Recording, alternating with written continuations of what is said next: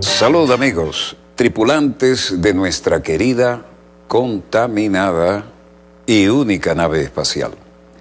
La misma que, desde la última vez que nos vimos por estos medios, ha dado otra vuelta sobre su eje imaginario y, por supuesto, sigue generando acontecimientos en pleno desarrollo. Y vaya que tenemos acontecimientos en pleno desarrollo, ¿no? Y fundamentalmente lo que tenemos en casa, que se han transformado a escala planetaria en noticia de especulación, motivo de especulación, de análisis y ainda más. No obstante, vamos a irnos desde el lejano oriente y luego cerramos en casa. ¿Por qué? Porque vamos a decir un lugar común. La mayor reserva petrolera del mundo está aquí en la República Bolivariana de Venezuela, más biodiversidad, más minerales raros, valiosísimos y estratégicos. Y claro, estamos rodeados de algunos de los peores traidores al ideario de Bolívar, ¿no? Los descendientes del... vamos a ni nombrarlos. Esto ha generado también algunas, como era de esperar, reacciones del energúmeno de la Casa Blanca y ya verán por qué decimos todo esto. Bueno, Arabia Saudita es nuestro punto de arranque, el otro gran potencial petrolero y sus vecinos. Recordemos, el estrecho de Hormuz es la yugular de más o menos 40% del petróleo mundial. Si hundimos ahí un gran tanquero, como lo hemos dicho alguna vez, se tranca todo. Por lo tanto, es importantísimo y más que nunca el papel que juega la mayor reserva petrolera del mundo, más minerales estratégicos, más biodiversidad, y los traidores descendientes del maldito Santander, al que perdonó el Libertador, ¿no? Cada vez que el Libertador lo decía con dolor, a cada perdón sucedía otra traición y así sucesivamente. No se puede ser tan generoso, ¿no? Veamos los acontecimientos en pleno desarrollo. Y luego, por supuesto, entraremos a lo que en casa es noticia mundial, a escala planetaria. Empezamos, como dijimos, en la otra gran potencia petrolera.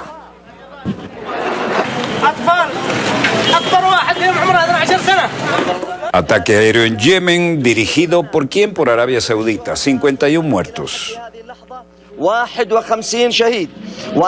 El ministro Taha Mutawakil dice, la verdad es que ahora hemos visto que el número de mártires ha llegado a 51 y el número de heridos llega a 79.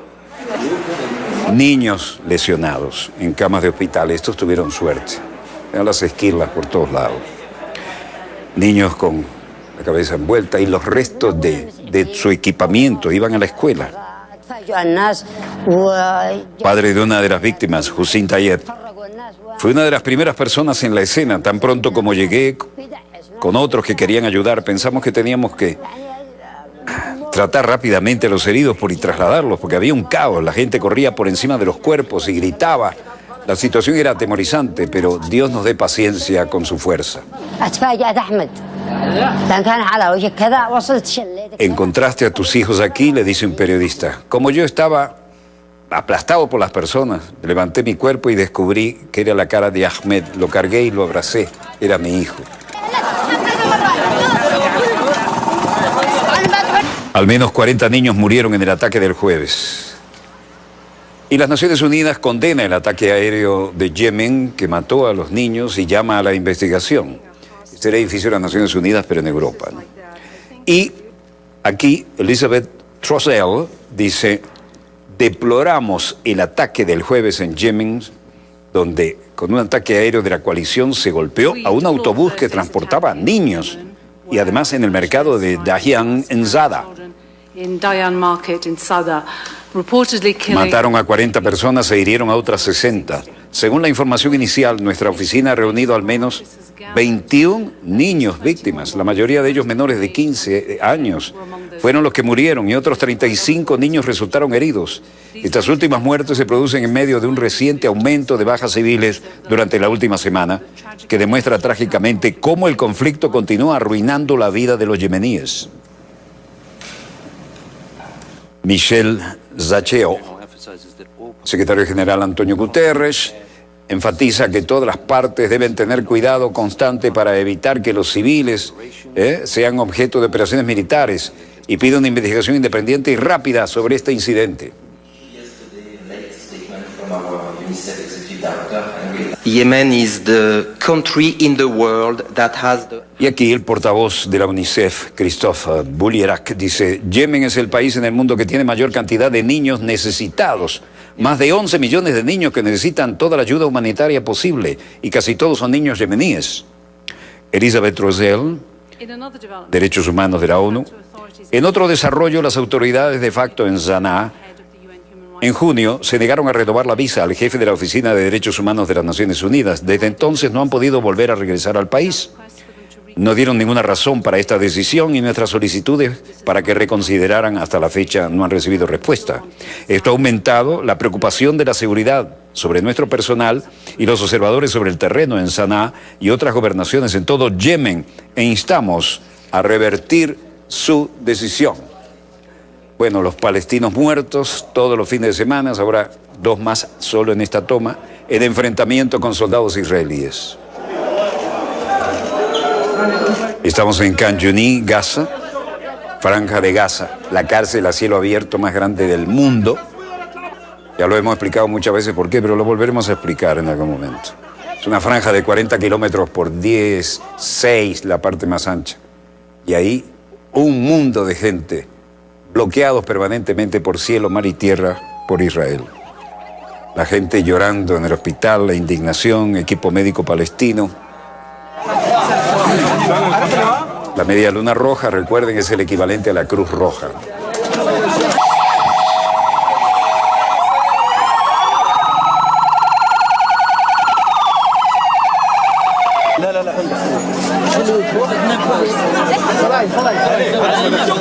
Tripulación dando los primeros auxilios sobre el terreno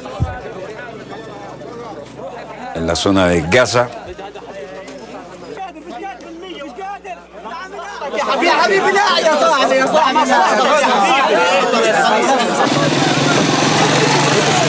El humo lejano en el cielo muestra el resultado de los ataques durante la protesta. Y la gente cerca de la frontera, banderas palestinas, personas reunidas con otros fines y que terminaron en una tragedia. Equipo médico palestino reaccionando y actuando para compensar. Vean cómo caen ahí, como lluvia, las granadas de gases. Palestinos lesionados rumbo al hospital. La historia es que una tregua mediada por Egipto acabó con un aumento de la violencia que sacudió el sur de Israel y la Franja de Gaza durante 2 días. Pero la frontera se mantuvo tensa cuando miles de habitantes de Gaza se reunieron para protestas semanales el viernes, el día de oración de los musulmanes, donde murieron palestinos y docenas de heridos. Vean la cantidad, la lluvia de bombas de gases, y no son cualquier gases. El ejército israelí dijo que los alborotadores arrojaron piedras, explosivos y bombas incendiarias contra las tropas en la cerca fronteriza. Los soldados respondieron con medios de dispersión antidisturbios y fuego vivo, de acuerdo con los procedimientos operativos estándar, dijo un portavoz. Un tanque también disparó contra un supuesto avance de Hamas. Tanque de guerra, ¿no? Contra una manifestación. Desde que comenzaron las protestas semanales el 30 de marzo, el ejército israelí ha matado a 159 palestinos y un francotirador de Gaza ha matado a un soldado israelí. 159-1. Dicho sea con todo respeto. Bueno, esta es la realidad cotidiana. Y los viernes se vuelve clásico en las zonas de roce entre Israel y los palestinos.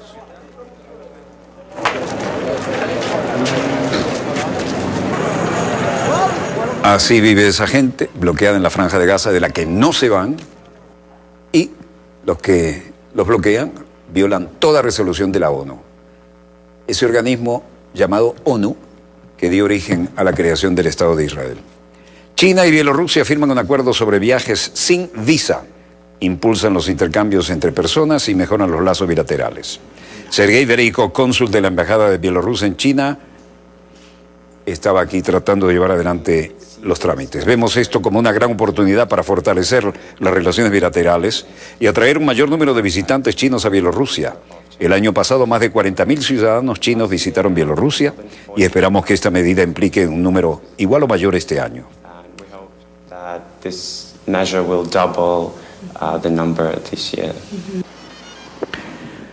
Y banderas nacionales de Bielorrusia y de China. Sergei Vereiko, cónsul de la Embajada de Bielorrusia en China, dice: tenemos una naturaleza hermosa, tenemos ciudades vibrantes con una larga historia, tenemos castillos, iglesias medievales, la lista continúa, ¿no? Pero probablemente la atracción más importante y más hermosa de nuestra gente hospitalaria, nuestra cocina, nuestras tradiciones, nuestra cultura. Bienvenidos a Bielorrusia para que vengan a ver y disfrutarlo todo. Our cuisine, our traditions, culture, and welcome to Belarus to see it all. Bueno, hay un acuerdo y el acuerdo estipula que los bielorrusos pueden permanecer en China sin visa hasta 30 días en un viaje, pero más de 90 días al año, si la misma regla aplica a los ciudadanos chinos que visitan Bielorrusia. 30 días en cualquier momento, pero no más de 90 al año. Hay mucha historia allí y muchos recuerdos de tragedias y combates. Vemos esto como una oportunidad para fortalecer las relaciones bilaterales y atraer el mayor número de visitantes chinos a Bielorrusia. Y aquí, torrente de montaña, acaba, se los arrastra, desaparecieron a 8 personas en el noroeste de China. Camiones de bomberos de última generación, como los tienen en China hoy, atrapados en el barro también los camiones de bomberos y los que trataron de huir de esta verdadera avalancha. Un repentino torrente de montaña que azotó este viernes la ciudad de Beijing, en la provincia noroccidental de Gansu, causó el bloqueo de las carreteras, se inundaron las casas, los vehículos chocaron y se convirtieron todo en una masa arrastrada por una enorme corriente de lodo. Al momento de recibir esta información, 8 personas murieron en las inundaciones hasta ahora. La escuela de manejo cerca de la autopista nacional número 109 en la ciudad se inundó alrededor de 1 de la mañana. Docenas de personas quedaron varadas. Los bomberos se apresuraron a rescatar inmediatamente después de recibir el mensaje. El camino de acceso estaba inundado y los vehículos no podían avanzar. Los bomberos tuvieron que marchar a pie para rescatar con cuerdas y jalando todo lo que se pudiera en trabajo de equipo. Muchos vehículos a lo largo de la carretera colisionaron entre sí. Las crecidas repentinas afectaron muchas casas en el pueblo cercano que fueron destruidas. Más de 30 residentes quedaron varados y fueron rescatados. El gobierno local lanzó una advertencia de nivel 3 de control de inundaciones y socorro, y varios trabajos de rescate y socorro se están llevando a cabo de manera ordenada. Incluso cuando bajamos esta información del satélite, ya las cosas parecían un poquito menos graves, pero el desastre era evidente. 机动车驾驶员考试中心，找见了2个人，还有1个人呢是处于失踪的状态。 Sonido con el sonido original. Por supuesto, le hemos adelantado la traducción porque ninguno de nosotros habla lo que aquí se dice. Aranceles y tarifas del señor Trump vuelven contraproducentes para el propio señor Trump y obliga a cerrar fábricas de Estados Unidos. Le dijimos, el energúmeno de la Casa Blanca. El letrero dice: elemento, señalando la ubicación del elemento, bandera nacional de Estados Unidos, trabajadores caminando, vehículos recorriendo hacia la fábrica. Y Terry Vickers, vicepresidenta de la Cámara de Comercio de Fairfield County, dice: sabíamos que las tarifas estaban vigentes, no teníamos idea de que Winsboro, South Carolina, iba a sentir el impacto perjudicial tan rápidamente. Esto fue un shock. Bueno, esa es la política económica del señor Trump y lo están recibiendo como un boomerang que les da en la nuca. Campanas en el campanario, letreros que dicen elementos, señalando la ubicación, instalación de palabras como Winsboro, identificando el lugar, y la gente dice, bueno, las tarifas estaban vigentes, pero no esperábamos este desastre como resultado. we are going to see a stabilization. Presidenta de la Cámara de Comercio de Fairfax County dice, como cualquier cambio, para empezar hay detrimento, pero creo que a la larga vamos a una estabilización, lo que es bueno para los negocios estadounidenses. Eso se llama wishful thinking, la expresión de un deseo, pero de ninguna manera un examen, una proyección. Principales riesgos a la baja en la economía global se intensifican en medio de la política arancelaria de Estados Unidos. La sede del Banco Central Europeo, banderas de la Unión Europea, bandera nacional de Estados Unidos, Capitol Hill, tráfico, billetes de yuan chino pasando por la máquina de conteo, billete más billete más billetes. Por supuesto, estamos en Washington acá. Y por lo demás, la historia es que los riesgos de la bajada de la economía global han intensificado en medio de políticas arancelarias de Estados Unidos, es decir, el estúpido proteccionismo de Trump, y las posibles represalias de los países afectados, dijo el jueves el Banco Central Europeo en un boletín económico regular. Ahí están los resultados. Era un tiro al pie, pero se lo dio en el pie, en los dos. Los riesgos para la economía mundial se han intensificado en medio de acciones y amenazas con respecto a los aumentos de las tarifas comerciales por parte de Estados Unidos y las posibles represalias de los países afectados. Las cadenas de suministros complejas podrían expandir aún más los efectos adversos del proteccionismo traído a la escena por Trump, después que tanto hablaban de la libertad de comercio, la hipocresía hecha persona, ¿no? Y eso significa que más billetes, menos valor. Muchos yuanes, mucho significado simbólico, pero ninguna solución a la vista. Las cadenas de suministro complejas podrían expandir aún más los efectos adversos del proteccionismo en la economía global, dijo el boletín, y agregó que si todas las medidas y amenazas fueran implementadas, la tasa arancelaria promedio de Estados Unidos subiría a los niveles más altos en 50 años.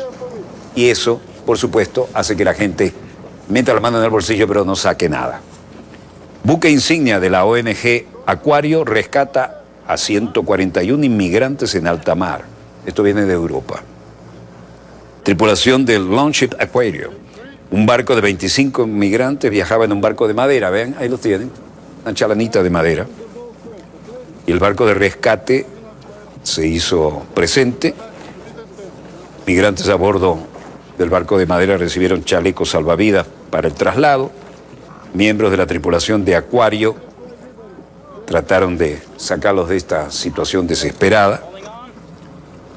Y el barco de rescate los tiene a bordo después de esta labor humanitaria con necesidades urgentes que no cesan en el Mediterráneo. La gente prefiere arriesgar la vida antes que quedarse en los lugares a donde los llevaron a la hambruna. El barco de rescate embarca a los inmigrantes. Los barcos de madera hay que hundirlos después porque es un peligro para navegación pequeña, ¿no? Les dan chalecos salvavidas a cada uno y tratan de llevarlos a bordo o remolcarlos cuando es el caso y brindarles de inmediato alguna comida o ayuda médica si la necesitan. Migrantes con chalecos salvavidas, rescatadores ayudando. Y a una discreta distancia, tratando de asegurarse que o caben a bordo o hay que remolcarlos hasta la costa. Barco de rescate en una misión humanitaria. Aquí actúan Médicos Sin Fronteras, el organismo de ayuda francés. Médecins Sans Frontières. El doctor Whitwaters, como parte del personal, se sienta dentro del barco. Y la historia es que el barco humanitario se dio en un enfrentamiento diplomático entre Italia y la isla de Malta en junio, y había realizado sus primeros 2 rescates desde entonces este viernes, porque no había podido volver a salir por ese problema diplomático. Y estos 141 inmigrantes, incluidos niños, en 2 barcos diferentes, tuvieron la suerte de ser localizados por este buque de ayuda humanitaria. El Aquarius está dirigido por la organización benéfica franco-alemana SOS Mediterráneo y Médicos Sin Fronteras. Rescató a 25 inmigrantes, incluidas 6 mujeres, de este pequeño barco. Y esa es la labor que salva vidas. Estaban como a 25 millas náuticas de la costa de Libia. Apenas se habían alejado de África. Más tarde, otros 116 fueron sacados de un segundo bote de madera, incluida muchas mujeres, varios niños, y ambos barcos fueron vistos desde el puente de la nave. Y la Guardia Costera Libia, informada, es la autoridad coordinadora de los rescates, escribió Aquarius en el registro de barco en línea, y este barco partió la semana pasada en su 10ª misión de este año, después que hizo una pausa de 2 meses. Esos son voluntarios que recorren el Mediterráneo tratando de salvar vidas, ¿no?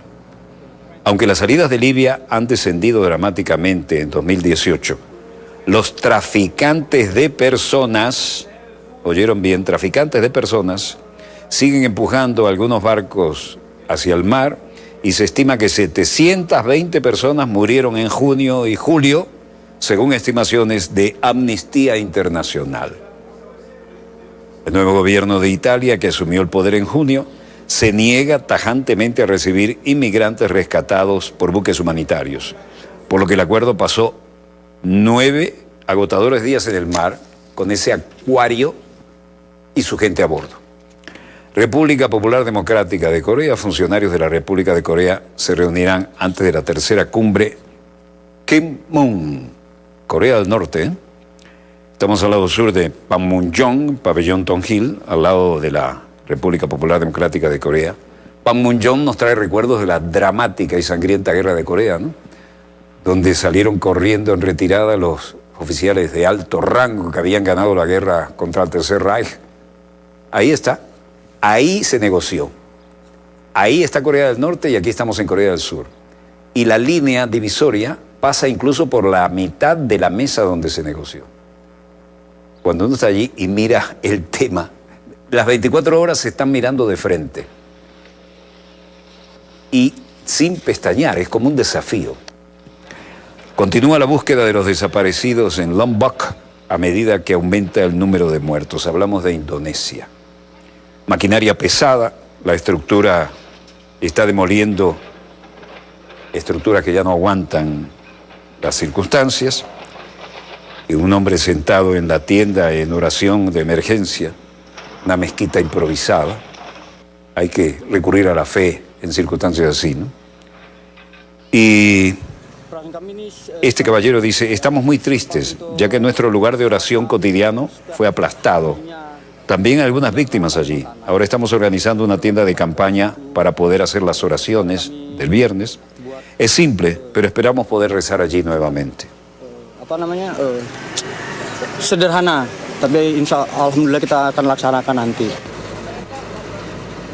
Zainuddin, otro de los rescatantes, dice, estamos traumatizados, realmente estoy horrorizado y tengo incluso demasiado miedo de volver a mi casa. Esto ha sido un desastre. La máquina de molde de la mezquita. Saya nggak berani ke rumah. Este es el hombre que decía que tiene miedo de volver a su casa. Bueno, demoliendo las paredes, todas las estructuras que han quedado inestables. Familias tratando de comer algo de lo que les trajeron los de ayuda de emergencia debajo de una tienda. Y no hay mucho, ¿no?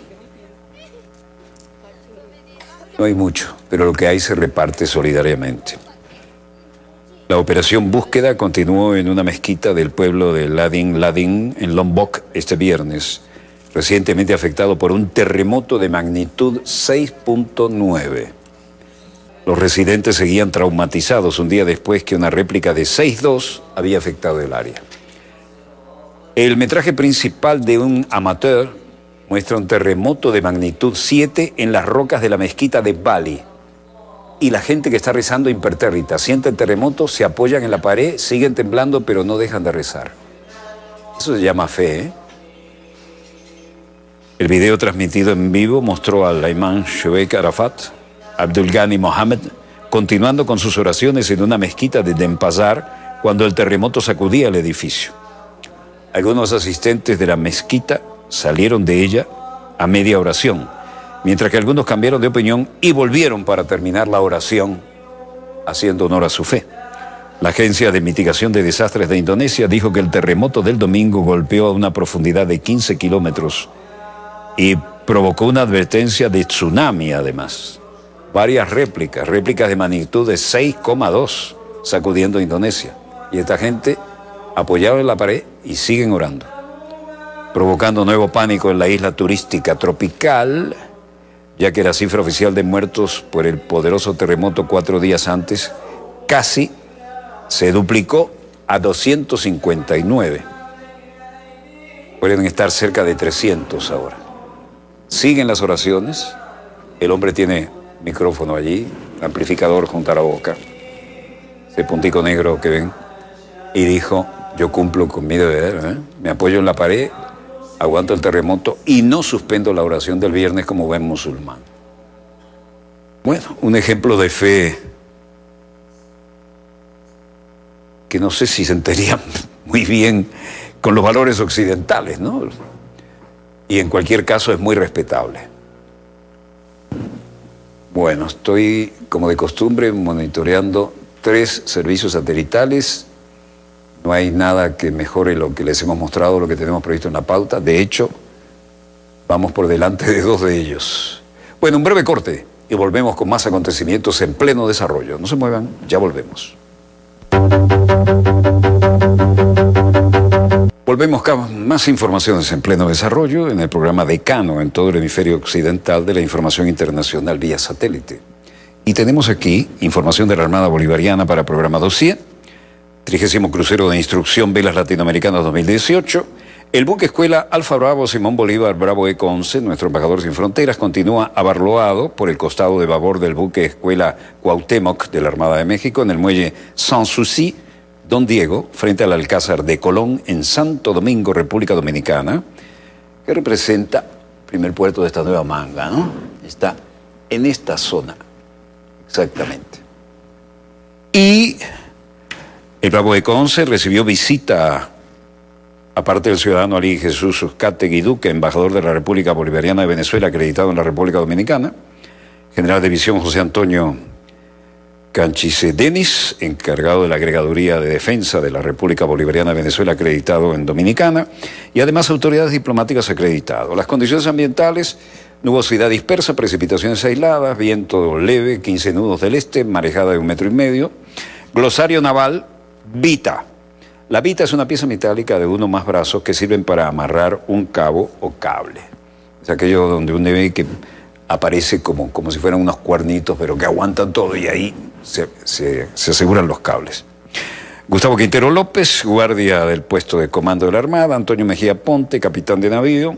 Gustavo Quintero López, capitán de fragata. Alfonso de Gregorio Meléndez, contraalmirante, jefe del puesto de comando general de la Armada Bolivariana. Buen viento y buena mar cuando se vuelva a hacer a la mar el Bravo Eco. Bueno, vamos con las noticias que teníamos seleccionado para ustedes, que como de costumbre cambiamos a última hora. Y esto es muy interesante y verán por qué.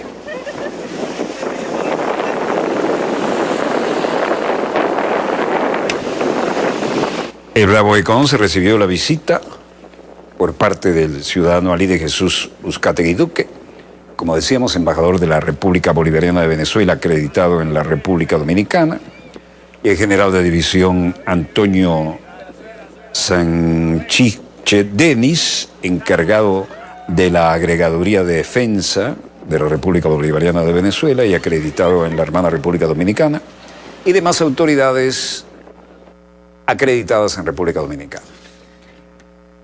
Incendio en Luxemburgo, fuera de control, en la ciudad costera de Gandia, Luxemburgo, España.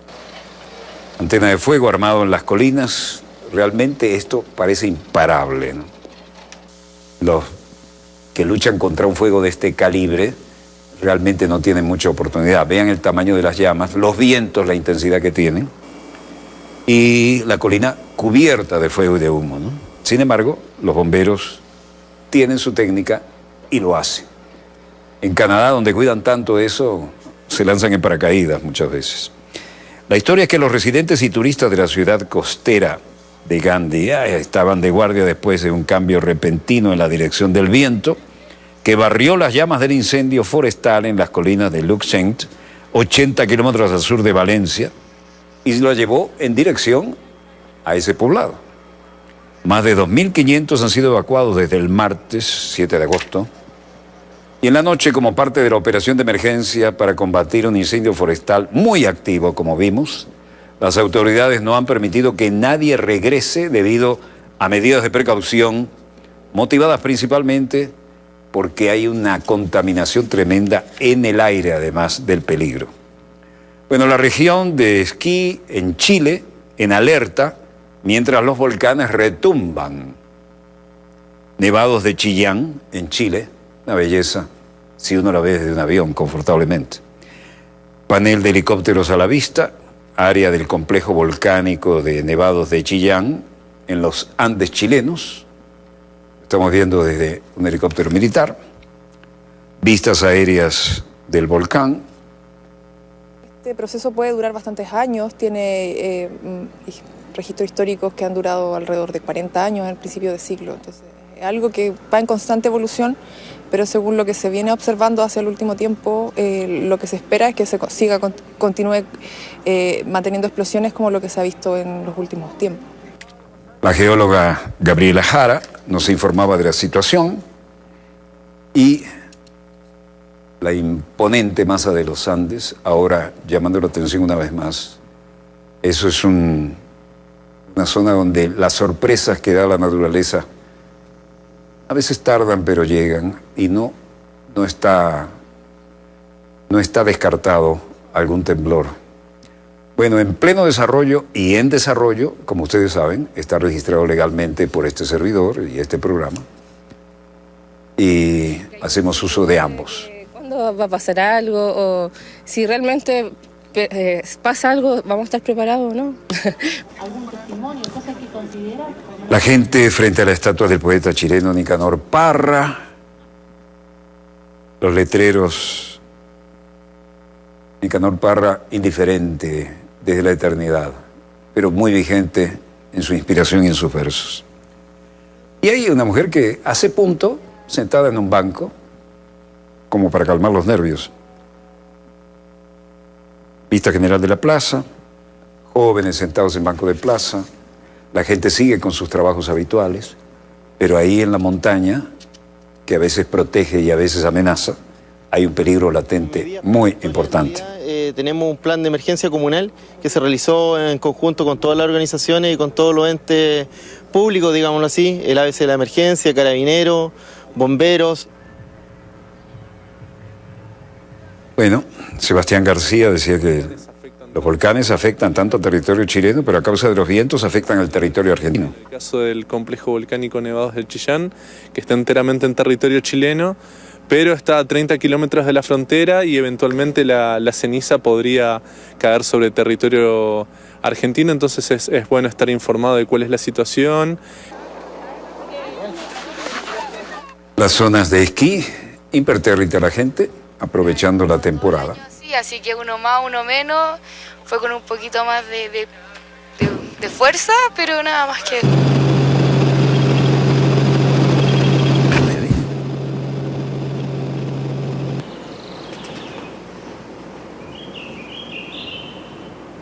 Con los pies, el suelo retumbó bajo los pies. Pero las cosas siguieron adelante. Estamos en el Estado Plurinacional de Bolivia. Morales, el compañero Evo, tiene su primera reunión de gabinete en el nuevo edificio del gobierno. Exteriores del nuevo Palacio de Gobierno, ya no es en el histórico Palacio Quemado. Y digo compañero Evo porque cuando nos conocimos, con esa sencillez que apabulla y esa hidalguía, me dijo, compañero Walter, y después, ¿usted me permite que le diga compañero? Digo, por favor, gran honor, altísimo. Reunión del primer gabinete dentro del nuevo Palacio Gubernamental, conocido como la Casa de los Pueblos. Reunión en el gabinete del presidente y vicepresidente y los funcionarios del gobierno. Evo Morales celebró así su primera reunión de gabinete en una controvertida nueva casa de gobierno que tardó 7 años y 36 millones de dólares en ser construida. Pero el Palacio Quemado ya había que dejarlo para las cosas históricas, ¿no? La gran casa del pueblo, la casa grande del pueblo, reemplaza el Palacio Quemado, que se convertirá como era de esperar, en un museo. Encabezado por el presidente de Bolivia, Evo Morales, la Gran Casa del Pueblo cuenta con 28 pisos, 3 de los cuales son subterráneos. Morales había sido criticado por el costo y las características de los terrenos, 1000 metros cuadrados que tienen un jardín y una sala de masajes, entre otras atracciones. Morales, el primer presidente indígena de Bolivia, promovió el proyecto para reemplazar la casa anterior que, según dijo, representaba al Estado colonial, en efecto. Pareció que más bien era época de la colonia. Chile, cruzamos la cordillera, profesores protestan contra modelos educativos y laborales. Organizaciones sociales se manifiestan contra las reformas que pretenden sesionar. Sin embargo, solo llegaron un poco más de 100 docentes a su primera gran convocatoria. Serían 11 los puntos a trabajar que proponen los profesores para mejorar las condiciones laborales y pedagógicas dentro del país, entre las cuales se destaca corregir la ley de la nueva educación pública. Yo les quiero comentar, colegas, que pedimos una reunión como directorio nacional con el ministro para ver el tema de la educación pública. Y le preguntamos, ¿cuál es el plan, ministro, para enfrentar los muchos problemas de deudas y otros que hay? La insólita respuesta del ministro fue: no tenemos plan. No tenemos plan, fue su respuesta. Eso es inaceptable. La instalación de un modelo de mercado en la educación ha dejado en situación crítica a los establecimientos públicos que deben hacer malabares para cubrir sus gastos. Cientos de alumnos han sido desplazados. Varios niños no tienen a dónde estudiar, a dónde no tener clases y no saben lo que está viviendo a su alrededor. Es muy malo porque a pesar de eso los niños o los adolescentes pueden ser un futuro para un país. Precarización de la educación que el Estado no parece darle importancia. Todos los días recibo reclamos de gente que quiere que el ministerio le arregle el techo de un colegio que tiene gotera o una sala de clase que tiene el piso malo.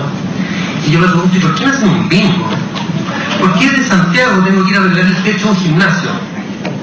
Son los riesgos del asistencialismo. La gente no se hace cargo de sus problemas, sino que quiere que el resto lo haga. Declaraciones que agitaron aún más las reivindicaciones docentes. Los profesores no podemos aceptar las opiniones y los comentarios de un ministro que pretende que los problemas que tenemos como magisterio, como educación en Chile, sean resueltos a través de un bingo o de una lotería. Ejecutivo que responde con desdén y represión a las demandas de un sector que no se encuentra articulado. Frente al abandono, ¿qué es lo que hay? Justamente esta dispersión, y esta dispersión, ¿qué es lo que significa hoy día? Que la represión actúa de peor manera aún. Estamos apelando a que las autoridades tienen que solucionar estos problemas, pero estas autoridades los están generando. Escenario adverso en todos los sentidos que, sin embargo, parece una bomba de tiempo a punto de estallar. Insólito pensar que no hay educación gratis en Chile. Bueno, esto es Bogotá. Estudiantes de Bogotá se enfurecen contra Duque, recién electo, y reaccionan.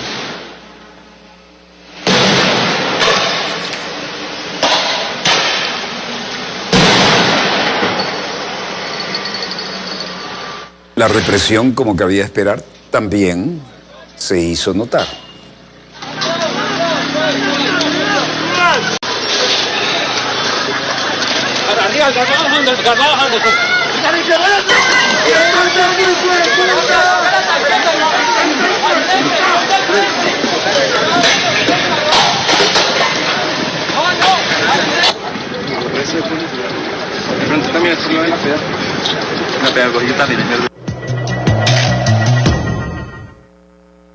Bueno, y aquí viene algo importante. Venezuela, uno de los drones del atentado, del intento de magnicidio, fue explotado de manera remota desde Estados Unidos. Las autoridades aseguran que los autores materiales e intelectuales operaron desde Colombia, cuando no el traidor Santander, y Estados Unidos. Miembros de seguridad protegen al presidente venezolano Nicolás Maduro. Y esto que vemos aquí en poco movimiento es que el ministro de Comunicación e Información de Venezuela, Jorge Rodríguez, aseguró que uno de los drones empleados en el atentado contra Nicolás Maduro fue detonado desde Estados Unidos. Podemos catalogar como el más horrendo crimen en grado de frustración que se haya perpetrado en la historia política y criminal de Venezuela. Que se hayan completado un grupo de sicarios, un grupo de criminales, un grupo de asesinos, sin medir el profundo daño que generarían para la paz de la República, el profundo daño que generarían para cientos de familias venezolanas y también la pérdida de vidas de personas, de vecinos, de civiles que estaban alrededor del sitio donde intentó perpetrarse el magnicidio. Ese magnicidio en grado de frustración que hubiera implicado el asesinato del presidente constitucional de la República Bolivariana de Venezuela, Nicolás Maduro Moro. Queda plenamente demostrado de la planificación, del despliegue logístico, del financiamiento, de la presencia de autores materiales e intelectuales en la República de Colombia y en los Estados Unidos de Norteamérica. Y estamos tras las pistas y en las próximas horas presentaremos también acerca de protección que han recibido autores intelectuales y materiales no solamente en Colombia y en Estados Unidos de Norteamérica, sino también en otros países del continente. Está plenamente establecido que en la granja de Chinácota, en el municipio de Chinácota, en nuestra hermana República de Colombia, fue que se realizó el entrenamiento y la planificación de este crimen horrendo.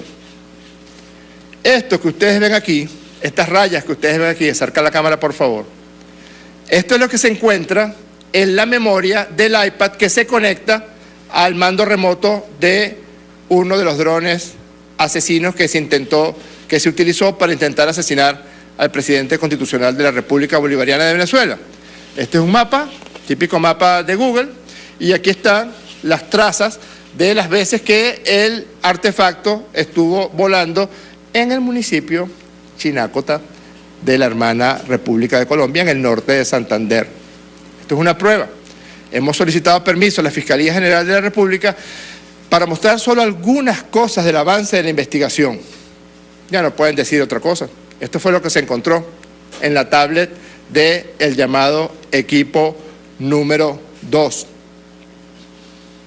En la misma tablet del equipo número 2 que estaba conectado al mando del dron está todo lo referente al itinerario que debía seguir el dron homicida del equipo número 2 que salía del centro empresarial Cipreses hasta posarse por encima de la tarima presidencial. Está plenamente establecido también,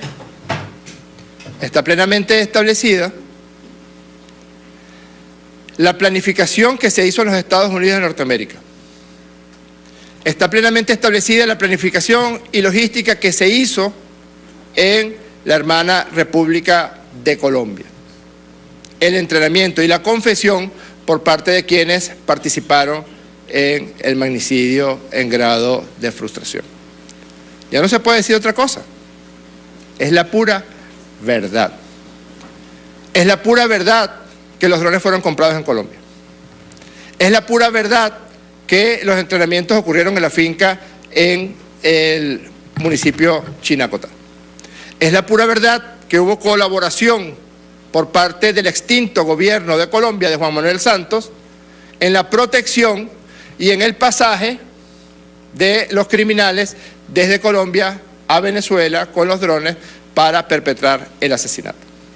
Es la pura verdad de que uno de los drones fue detonado de manera remota desde los Estados Unidos de Norteamérica. Juan Carlos Requesén Martínez, venezolano, 18757028. Hoy, jueves 9 de agosto. Hace varias semanas fui contactado por Julio Borges, quien me pidió el favor de pasar a una persona de Venezuela a Colombia. Se trataba de Juan Monasterio. Me contacté con él a través de la mensajería. Yo estaba en San Cristóbal.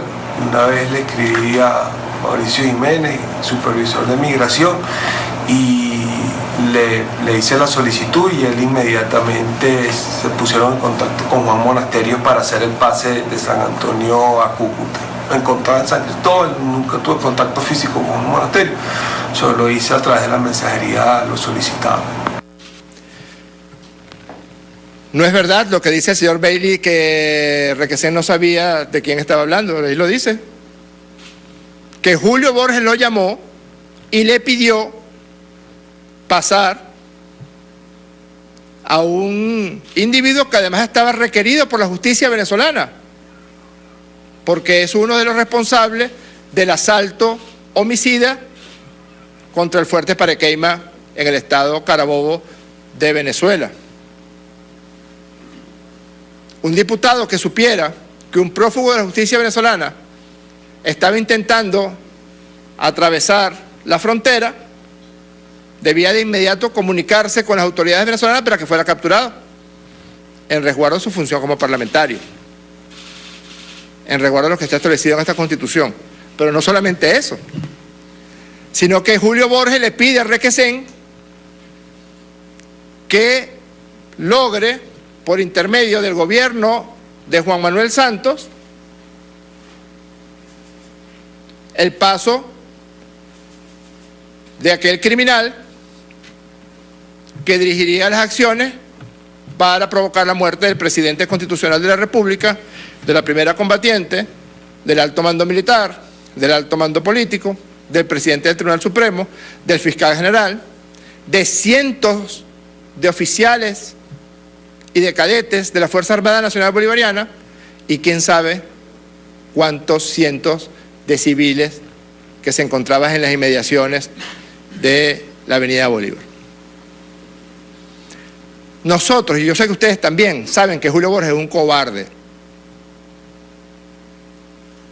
¿Saben lo que hizo Julio Borges antes de irse de Venezuela respecto a un hecho brutal que ocurrió y que significó la muerte de un niño? Ustedes saben cómo se comportó Julio Borges en esas horas. Otro tanto está ocurriendo en este momento. Desde Bogotá ordenó la muerte, el asesinato de cientos de venezolanos. Desde Bogotá y España planificó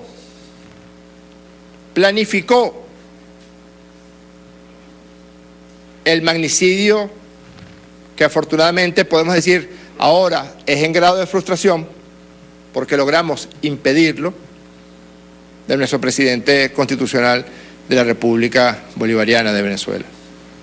Y ya no es Jaime Bailey quien lo dice, ni Patricia Poleo,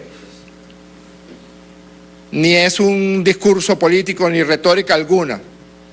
Es el cómplice necesario de la operación, así se llama jurídicamente, el cómplice necesario de la operación, Juan Requesén,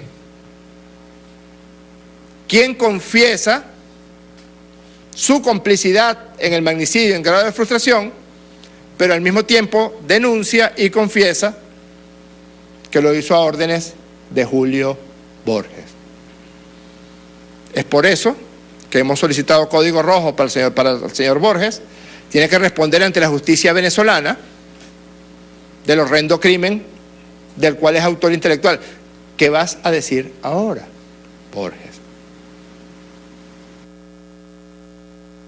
Bueno, Jorge Arreaza, cuenta verificada, @Jorge Arreaza, contundente mensaje de solidaridad con Venezuela y condena ante el atentado contra el presidente Nicolás Maduro de jóvenes de la República del Congo. Muchas gracias.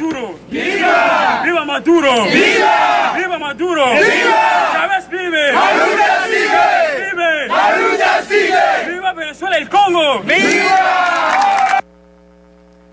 Bueno, desde el Congo, Venezuela, desde Miami, los golpistas advierten: intentaremos nuevamente en septiembre con la ayuda de Iván Duque. J. Colotti, by Redazione, 10 del 8 de 2018. Volverán a intentarlo en septiembre con el favor de Duque, el nuevo presidente de Colombia. Bueno, Duque, ¿no? Pero tiene carita de Duque. El nuevo presidente de Colombia desde el sur de la Florida. La oposición golpista lanza otro desafío al gobierno de Nicolás Maduro y lo hace en un nuevo episodio de Agárrate, programa que dirige Patricia Poleo. En el momento del golpe contra Chávez en 2002 encabezó el diario El Nuevo País, propiedad de su padre Rafael, que también es de oposición, obviamente, y desde entonces ha sido investigada como autora intelectual del asesinato del juez Danilo Anderson, que estaba investigando las masacres de ese golpe liderado por la CIA, Oficina Central de Inteligencia de Estados Unidos. Su programa es esclarecedor desde varios puntos de vista. Primero, los elementos concretos que proporciona en la ansiedad de mostrarse como informada de los hechos, entre comillas. Ella fue la primera en leer el comunicado de los soldados de Franelas y el grupo armado que se atribuyó la responsabilidad del ataque con los drones contra Maduro. Para demostrar su autenticidad, difundió la correspondencia mantenida, que es una indiscreción más. Y aquí algo que quiero agregar a última hora. Llevo 40 horas pensando qué iba a hacer, pero lo que tengo son 40 años dando clase ad honorem en todos los componentes de nuestras fuerzas. Y hoy quiero recordar a los del área de inteligencia, porque a manera editorial este programa rinde homenaje y agradecimiento a nuestra Guardia de Honor Presidencial, a la Contrainteligencia Militar, al Servicio Bolivariano de Inteligencia, al SEBIN, al CICPC, además de instituciones de seguridad del Estado venezolano y al Ministerio del Poder Popular para las Relaciones Interiores, Justicia y Paz, y al pueblo, al Poder Popular, por haber preservado la vida del presidente constitucional de la República Bolivariana de Venezuela, Nicolás Maduro Moros. Se preservó la paz y camina la justicia. Estos son algunos de la Guardia de Honor Presidencial, que me otorgó, bueno, son los lugares donde 40 años llevo dando conferencias o clases, siempre ha sido mi gran honor, y me otorgaron incluso parte de esta exquisita presentación con parte de la garra característica, ¿no? Estos son los servicios de inteligencia, Dirección General de Contrainteligencia Militar, donde también he dado clases y han tenido la oportunidad siempre, y esta es su bandera. Y si podemos hacer una toma muy cerrada aquí, señor director. Si me deja ver el monitor, compañero. Aquí, rápido, muy cerrada, muy cerrada. Esta condecoración discretísima es la Cruz de los Servicios de Inteligencia y Contrainteligencia en primera clase, que llevo con mucho orgullo siempre. Y no es la única, ¿no? A esta altura, el día que me ponga lo que los militares gringos llaman la ensalada de fruta, alguien se va a caer de espaldas. Queríamos hacerle el reconocimiento y el honor a los servicios de inteligencia, porque si no fuera por ellos, les aseguro que sin esa exquisita actitud, esa exactitud como corresponde a su especialización altísima, que son de muy alto nivel en este país, no estaríamos hablando con esta tranquilidad con ustedes, ni mostrando con orgullo lo que siempre hemos mantenido discretamente en segundo plano. Bueno, donde quiera que se encuentren de ese lado del receptor, muchas gracias por permitirnos estar allí con ustedes. Desde el estudio 3 de Venezolana de Televisión, el canal pionero de la televisión venezolana, finaliza aquí Dossier, el programa decano en todo el hemisferio occidental de nuestra querida y contaminada, el programa decano en todo el hemisferio occidental con la información internacional vía satélite. Donde quiera que se encuentren, feliz fin de semana, cuídense, no ingresen a la estadística. Y como productor y conductor de Dossier, desde Canal 8 Venezolana de Televisión, les habló Walter Martínez a nombre de todo el equipo. Vamos a hacerle un reconocimiento a nuestro estilo, a todos los servicios de inteligencia. Equipo a mi voz, para todos los servicios de inteligencia y prevención. ¿Cómo quedó eso? Bien. ¿Cómo? Muy bien. Disponga usted de las cámaras, señor director.